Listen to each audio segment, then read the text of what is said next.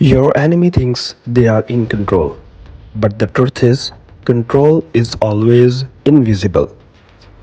The smartest people don't fight their enemies, they control how they think, react, and feel. Control their intention, and you control their actions. People move where their focus goes. Everyone has a weak point: anger, ego, fear. Find it, and you control their behavior. Silence is power. When you don't react, they lose control, and you take it. Never force anything. Make them believe it was their idea. That's real control. Be unpredictable. When they can't read you, they can't defeat you.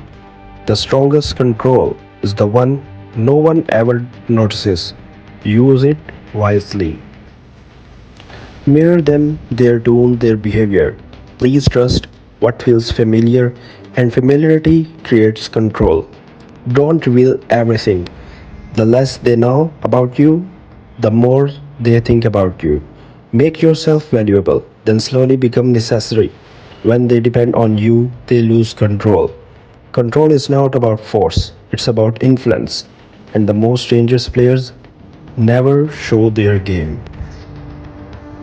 So at that point, we have to control our enemy, how they react, how they feel. Silence is the best answer to control everything.